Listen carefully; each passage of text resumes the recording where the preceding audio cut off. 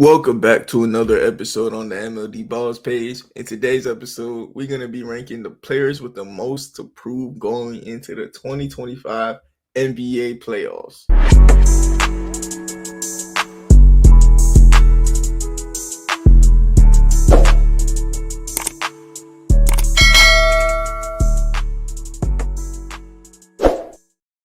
All right, so like I said, in today's episode, we're going to be ranking the players with the most to prove going into the 2025 NBA playoffs. It's that time of the year, y'all. It's March. You feel me? March Madness time. This is the time of the year where teams have to begin to lock in, and you're going to see players start to rest. You're going to see other teams begin to lock in and try and win more games. Resting might be something that also we see less with now that the play-in is a thing and like there's 10 teams really competing out in the West, especially. Yeah, playoff time, baby. Um, Before we talk about the players on the list that I made, we're gonna talk about a couple players that didn't make the list. They would have been probably two of the top five players on the list in Joel Embiid and Paul George. Joel Embiid, he would have been in the debate for number one. I think the fact that he's a multiple time MVP and he got Paul George added to his team is very disappointing that, they're not even players I feel are worth being mentioned in this video because they're like the 12th seed right now in February and they're like 9 games behind. Like that's not cute. That's not cute. Embiid got called out for the year last week. Paul George talking about some I'm finna stop podcasting. It's because he heard Joel Embiid out for the year, bro. Like, nah, man, that boy yapping, bro. Paul George always been a certified yapper, though. Like, he always been a superstar role player. Like, I don't know why I'm. It's kind of what Paul George was becoming. I'm not insanely shocked by Paul George regressing at the age of 35 as an athletic two-way wing. Like it's not that surprising, dude. But Joel Embiid, I'm not. It's like in hindsight, it's not that surprising because he's age 30 something with bad knees. Man, I wonder what happens with the Philadelphia 76ers. Yeah, that it's so disappointing over there that you know they not worth talking about, but I just talked about them. So like, ain't that crazy of how good of those players, how good of players that those guys are? Like it's just unfortunate. Now we're gonna start off with the list. We're gonna have guys such as Jason Tatum. He's somebody who every year he's gonna be somebody with expectations. He's kind of a reason why I thought of this video idea. He was talking about, oh, I'm one of the youngest guys who get no respect. It's about the playoffs, and he's right. He is one of the youngest guys who get no respect. His team consistently make it deep in runs, but it's also because they've been doing it since his rookie year. Like they've been doing it since before he was there, and like it's a team thing with the Boston Celtics. It's kind of like people view like this team as if he's a Chauncey Billups, but I think he's better than Chauncey Billups. Like it's a weird thing with the Boston Celtics, but honestly, Tatum, if you want people to not quote unquote disrespect you, you got to go out and win. You did it last year, and they didn't give you Finals MVP. Honestly, I kind of thought, nah. He was the playoff MVP for the Celtics last year, but in the finals, Jaylen Brown did play amazing. So like, I'm cool with it. But like I said, the Celtics are just such a well-rounded team that even if they win, they got multiple star players. One of the best defensive 5 units we've seen, maybe, is of all time. Like Celtics team is crazy. So it's gonna be hard for people to, not look at the fact that he hasn't won all of their finals MVPs now. Just because Jaylen Brown won the first one, that means Jason Tatum can never be the guy that has all the finals MVPs and stuff like that. And people are gonna look at that like, oh, you weren't the number one of the number one options. But like Jason Tatum is one of the top 10 players in the NBA, and he has been for the last decade or however long he's been in his third year. Like he's been balling for a while now. Darius Garland is somebody who I think he has higher expectations than Jason Tatum. Jason Tatum shouldn't be that high on this list. He is somebody who, day to day them. I ain't gonna lie. I love that name for him because he's day to day in the playoffs. But he's day to day in the regular season. And the Boston Celtics are a grit and grind defense, and that's what they rely on to beat teams. And Jason Tatum is also a capable scorer. Darius Garland is somebody who's not the defender, not the rebounder, and Jason Tatum isn't a terrible playmaker. So when Darius Garland goes out there and doesn't shoot well, it's bad. In his first playoff stint against the Knicks, he looked bad. So did Jared Allen. Like those two, in Darius Garland and Jared Allen, the way that they're playing in this regular season, they showing their butt off, right? All right. I see what y'all capable of. Can y'all do that in the playoffs? Last time Jared Allen said it, man, the lights was too bright. No cap, man. I ain't, like saying that is crazy. And if you show me the lights are too bright again, I'm just gonna have a shorter string with you. If y'all know what I'm trying to say, like a shorter string with you. Like, how you gonna tell me you scared of the playoffs and then you play bad in the playoffs and you shocked when I'm out on you? Like, nah, bro. Darius Garland, you shooting 42% on 7 attempts. Keep that up. Do it in the playoffs. Like if Darius Garland and Donovan Mitchell are shooting 18 threes as the duo and hitting them at a 41% clip, this Cavaliers team is crazy. This Cavaliers team is crazy, but at the same time in the playoffs, you can't expect players to shoot the same exact percentages. So I'll even say this. If Darius Garland and Donovan Mitchell both shoot 35% as a duo on the same amount of volume in the playoffs, oh man, that's the Eastern Conference Finals right there. If Darius Garland is a 35% shooter from 42, and they just keep his playmaking up, and Donovan Mitchell does the same, this is a scary Celtics team. I mean, Cavaliers team, especially the fact that they got DeAndre Hunter, who's going to be able to be a body against Jason Tatum. He ain't the greatest defender, but behind with Evan Mobley and Jared Allen behind him, oh man, it's going to be scary. And it's like Kevin Durant, is he the player with the most to prove in the playoffs? It's hard to say that when he's on the 11th seed, but they got a chance to make the playoffs. But Kevin Durant got so much to prove in the playoffs that if they miss the playoffs, he out of there. He's literally gone. Like Kevin Durant, if he doesn't do it in the playoffs, he left Golden State for nothing. If Golden State is to get another star player, Jimmy Butler, for half a year and go all the way, Kevin Durant looks stupid. Like you could have been the one there for the last decade. You should have just went to Golden State, never went anywhere else, backdoor Russell Westbrook, and who cares? Let Russell Westbrook die. Russell Westbrook would have went all around in these other places and proved you right. But you wanted to give yourself something to prove. Go do it. You wanted to give yourself something to prove and you can't do it, man. You can't do it without Curry.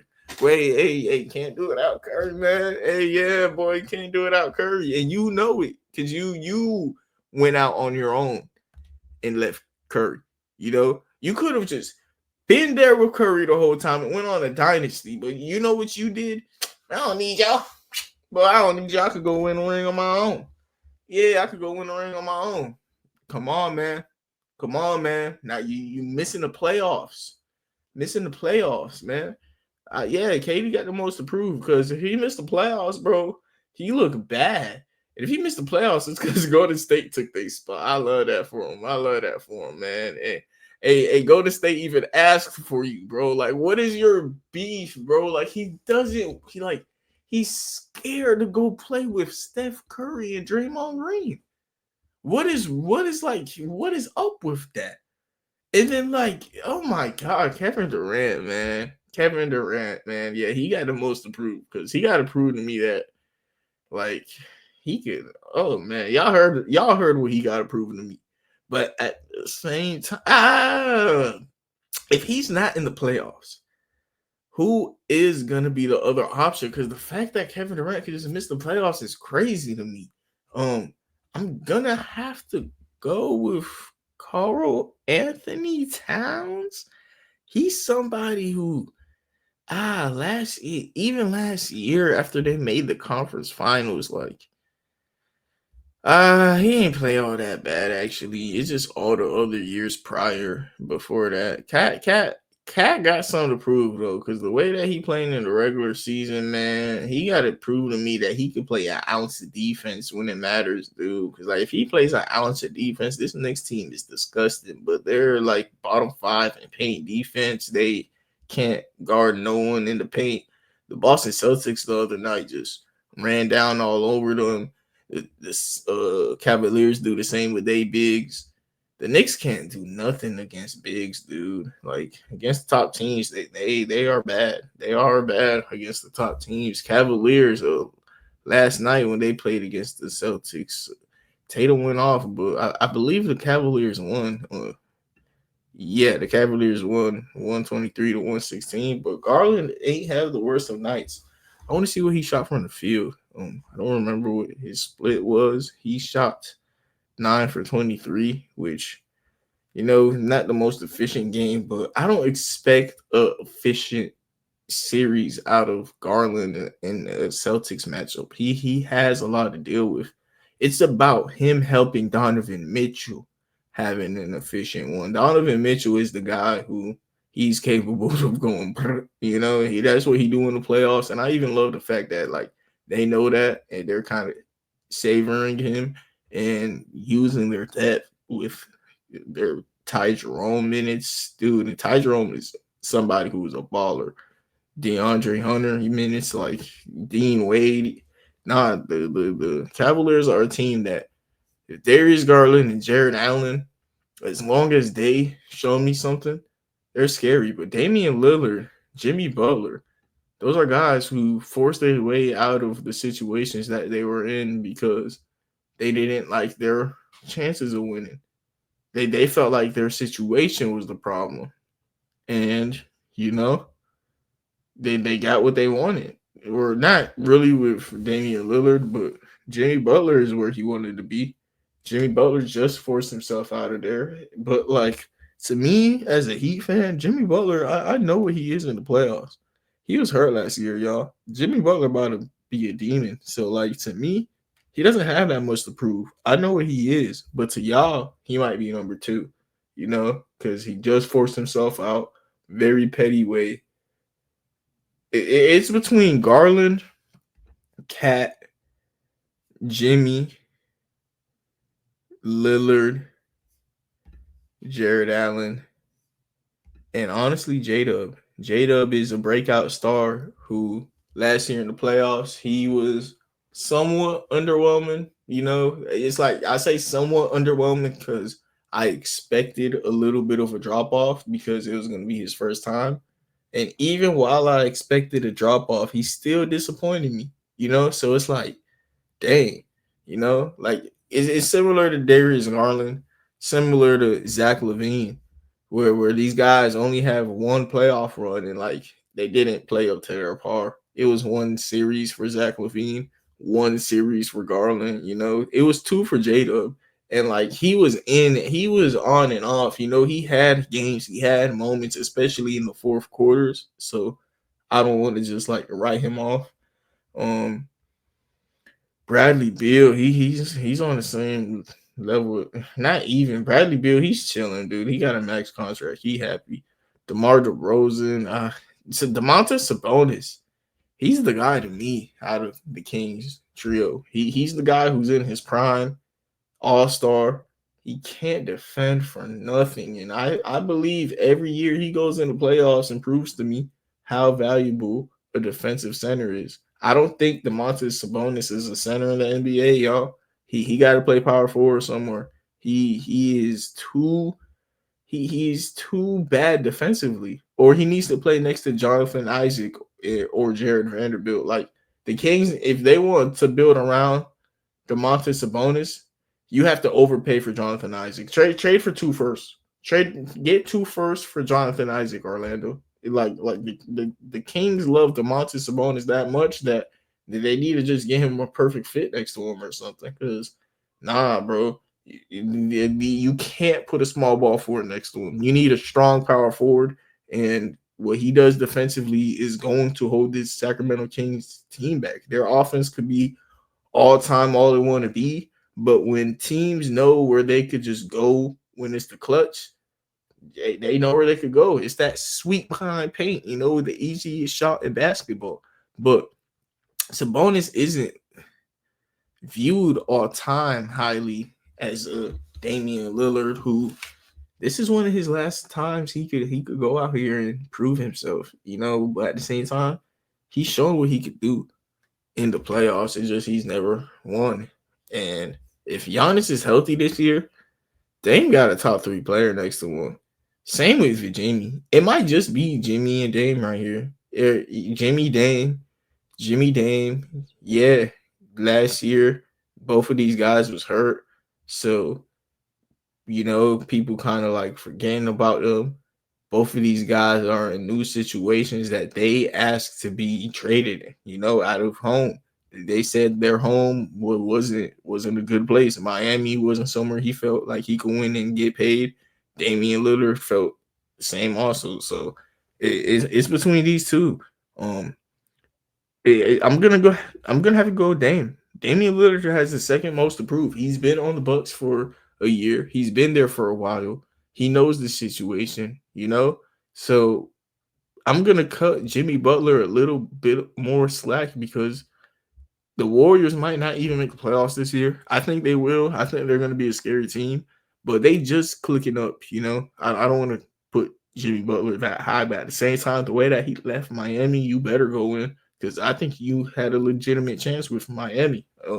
Call me crazy, but at the same time, I'm a Heat fan. And like I said, Jimmy Butler, he's already shown me that he's better than Damian Lillard. So I'm not all that shocked if he does what he's about to do in the playoffs.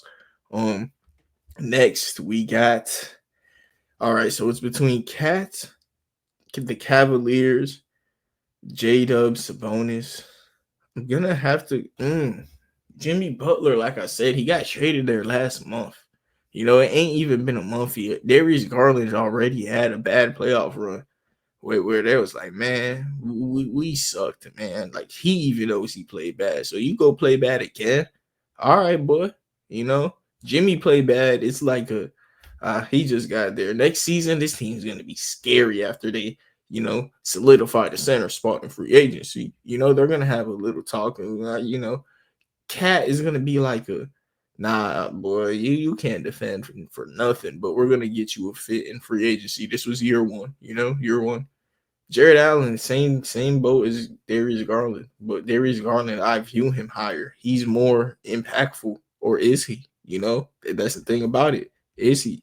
Darius Garland is number 3 for me. Number 4.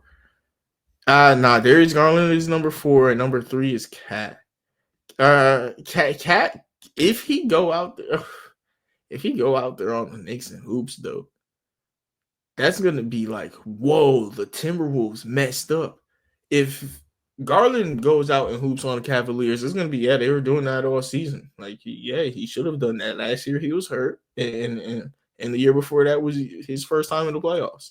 But at the same time, if he go out there and was bad the first playoffs last year, had an unfortunate year, bad again this year, it's like we could look somewhere else, dude. Like man, unfortunate for you, but for us, I could go somewhere else. But number 5, I might put Jared Allen, his teammate, right alongside him, just because those guys, like I said, been in that situation for a while. Teams are playing amazing, and that's why I'm going to put Jalen Williams right next to him. Jalen Williams is somebody who I view him higher than Jared Allen, but he's had only one playoff run. I view him higher than Darius Garland. I view J-Dub higher than Cat. I view J-Dub similar, almost higher than Dame. Honestly, that J-Dub has been that amazingly two-way. He's one of the best defenders. I think J-Dub is top 5 in defensive player of the year. He's shooting the ball amazing. That's the thing about it. If he could be that in the playoffs next to Shea, a top defensive player of the year candidate who could shoot the ball lights out, he's amazing. But this year, he hasn't been shooting as amazing as he used to because he added a lot of weight to him. And that's why he's been such a better rebounder and a better defender because he has more bulk on him.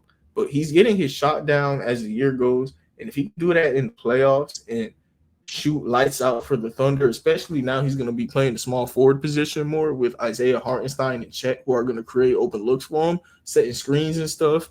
Holy, J-Dub, he has the perfect scenario. He has the star players next to him. Last year was kind of, but at the same time, like I said, the first year, he's at that point where he's an all-star. He might make an all-NBA team. Do it in the playoffs. Yeah, J-Dub, this is the NBA, bro. This year, your second time in the playoffs, and I'm telling you, do it in the playoffs, you know. But I love J-Dub, one of my favorite players.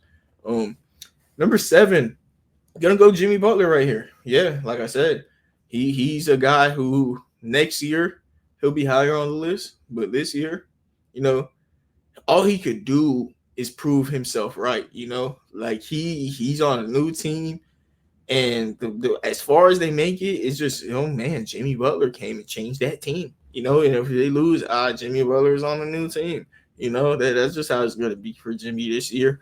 And next year it's gonna be, y'all boys are all veterans. Y'all this old, y'all shouldn't need that many games to play with each other. And I kind of think that right now, and I'm kind of more affirmed on what I think of Jimmy Butler, especially come playoff time, than all the guys above him. So yeah, even Kevin Durant, honestly. So yeah. Next on the list, we're gonna put Domantas Sabonis. Honestly, I might be willing to pause right here and just move everyone down one because Giannis Antetokounmpo, he's at the point of his career where he is the best player on his team. He is possibly the best player in the world. Like, and I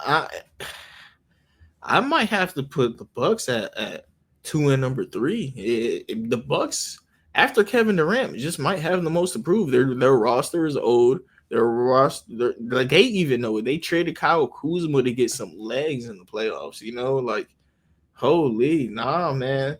The Bucks at the same time for me, I'm expecting less from them because I'm starting to not like the roster as much as I did, but at the same time, they're still winning. They're still winning, and I haven't kept up with the Bucks too much recently since the Kuzma trade. So I wouldn't even know how they've been playing that much.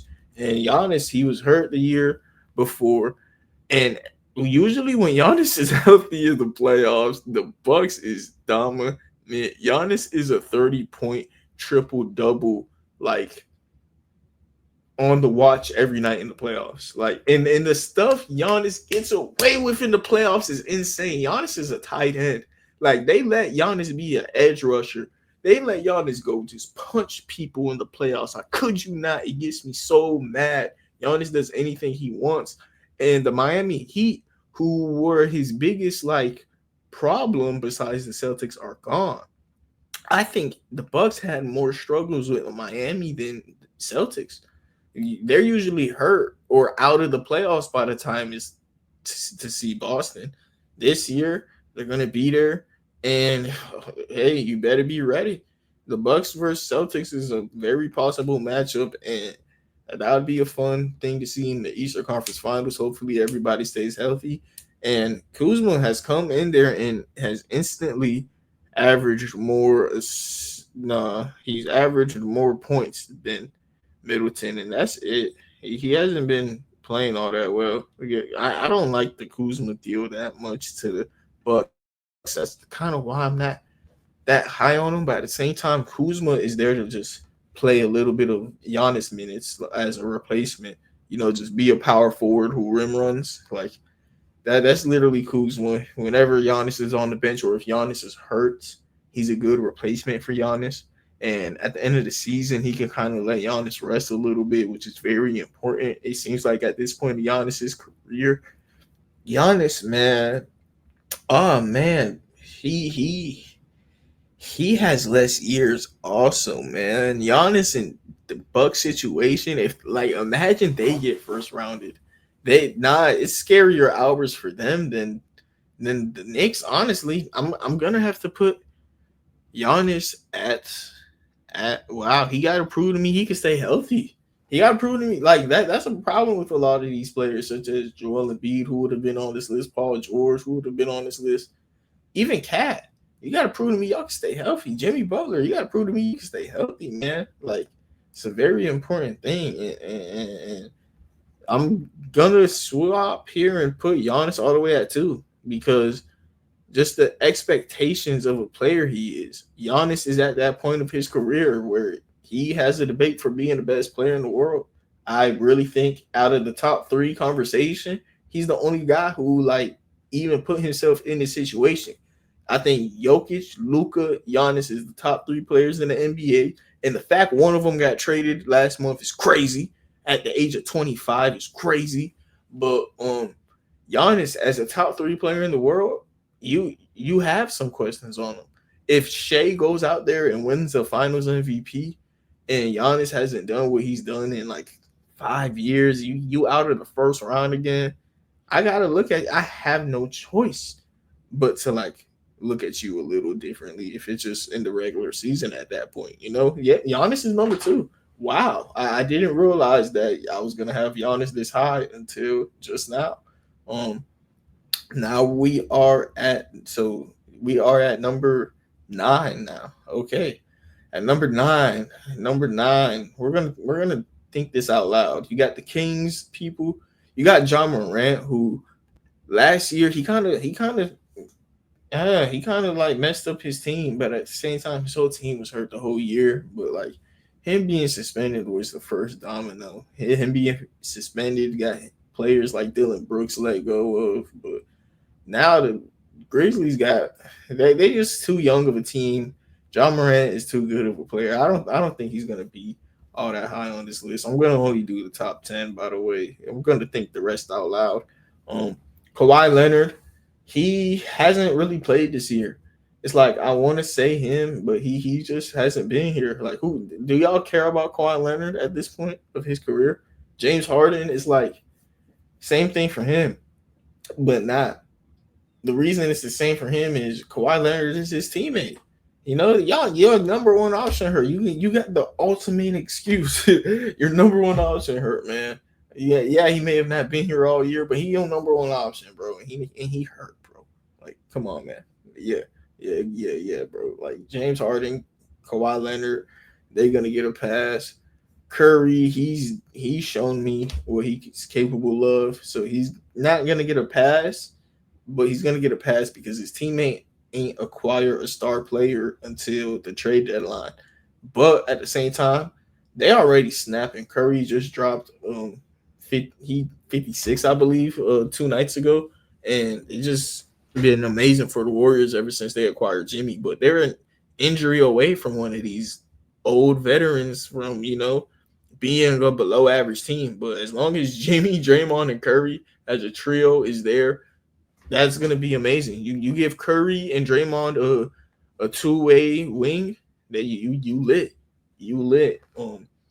DeMar DeRozan, he's a guy who, wow, he's been a playoff choker his whole career. Honestly, like it's at the point where he would be higher than some of these guys, but like I don't have no expectations for DeMar DeRozan at this point. He is who he is. Darius Garland, Cat, J Dub, Jared Allen. They're some of the young guys who like they could at least, maybe show me something, But like DeMar DeRozan, nah, bro, you've been doing this your whole career, bro. And now you're in a worse situation. The Kings, they're literally on the Chicago West. Bro, this is literally they have Zach LaVine, DeMar DeRozan, and Nikola Vucevic with passing skills. Literally. Like maybe that works out now, but dude, this defense sucks. Dude, the Kings are like, dude, their players should be on this list, but I just have no expectations for them. Like, oh man, if DeMar DeRozan, I have no expectations for the Kings. I'm sorry, man. The Celtics are a team I have expectations for. The Grizzlies are a team I have expectations for. And honestly, Jason Tatum at 9, he's somebody who in the playoffs last year he was amazing.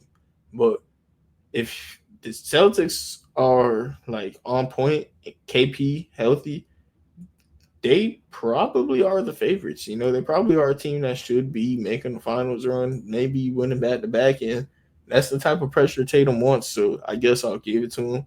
But, you know, the Celtics team is probably the best roster in the NBA. So their best players should have a little bit of pressure on them, but at the same time, only a tiny bit because they just came off a championship run last year where he even sacrificed, you know? So he showed me last year enough. Number 10, I'm gonna have John Morant. John Morant, he's kind of been chilling this regular season. His game has matured so much, but in the playoffs, the Grizzlies' half-court offense is gonna have to step up. I think a lot of the reasons why it hasn't been on point is John Morant's has just been chilling. He hasn't really needed to go crazy, but at the same time, like I said, man, this Grizzlies team is nice. They do got a couple rookies on their team, which is why out of all these people, I'll have the least amount of expectations for them. But they're going to be a home court team in the playoffs. John Morant, I think, is a top player in the league, and he can go out there and win the Finals MVP. John Morant is that special of a player. It's just about is he going to go out and do it.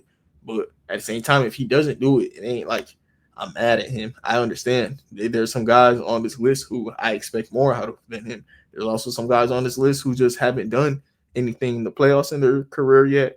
And yeah, let's see what we're gonna name this. We're gonna name KD can't win without Curry. We're gonna name this just the Bucks, dude. The Bucks have that point where, you know, they just bro, you're old. You have a top 3 player in the league. He has a co-star. Let's get this going, you know. But at the same time, they're not favorites, so it's almost like we setting them up for failure, man. You know. So we got KD can't win without Curry. We got the Bucks. 4 through 6. Do I feel like putting Cat? Do I feel like putting Jade up there just because his team is better, dude? Yeah, dude. Nah. J-Dub's team is better. Haven't had great run yet, and these are the vets with expectations. With expectations. So yeah, number 1 on my list with the players with the most to prove, I got Kevin Durant. Number 2, I got Giannis Antetokounmpo. Number 3, I got Damian Lillard. Number 4, I got Darius Garland. Number 5, I got Jared Allen. Number 6, I got Jalen Williams. Number 7, I got Karl Anthony Towns. Number 8, I got Jimmy Butler. Number 9, I got Jason Tatum. And number 10, I got John Morant. These other guys, some of them objectively, like, haven't shown themselves in the playoffs yet. So it's like they should have more to prove, like Zach LaVine and Sabonis and Beal, because they've never done it in the playoffs yet. DeMar DeRozan, he's never been like championship type players, and never even conference finals type players. Maybe DeMar DeRozan has one under his belt. Maybe even Bradley Beal has one with John Wall, but I doubt it. But at the same time, they don't have expectations to me. Like those guys are people who I'm out on. You feel me? Like Cat, I'm kind of out on him, but at the same time, he's kind of in the between the lines of haven't had a great run because he's had good runs, but he hasn't had a great one. But at the same time, he's had good ones. J-Dub, Garland, Allen, they haven't had a run yet. They either because they too young, and I get it, and that's why I put the older guys above them. But they on the top 2 teams in the conference. I don't want to hear it, bro. You've not just putting your feet in the water. You feel me? Y'all all 3 years in at least, and all stars. You know, everyone's here. See, you got all NBA candidates in this conversation at this point. I don't want to hear you're young anymore. You're all NBA player. And then 7 through 10, we just got the veterans with expectations for whatever reason. Yeah, y'all let me know what y'all think about my list. Who do y'all think I missed? Talked about even the 76ers boys who honestly, they would have been main characters on this list, which is why Garland, Allen, and J-Dub are a little higher than you would expect. But 76ers up out of here. So somebody got to take their spot. And yeah, thank you everybody for tuning in. A lot of content been coming out recently. If you're a college football, NBA, or an NFL fan, this is the content for you. I'm telling y'all, we're gonna be uploading a lot more throughout the rest of my life. Honestly, why the year when I could just do it for my life? I'm gonna find a consistent schedule to upload, and we're gonna figure out whatever that is. And yeah, thank you everybody for tuning in, and yeah, thank you for tuning in. We 224 subscribers in, so it'd be very much appreciated if you could like, comment, and subscribe. I'm done begging on the internet though. Y'all have a nice day and God bless.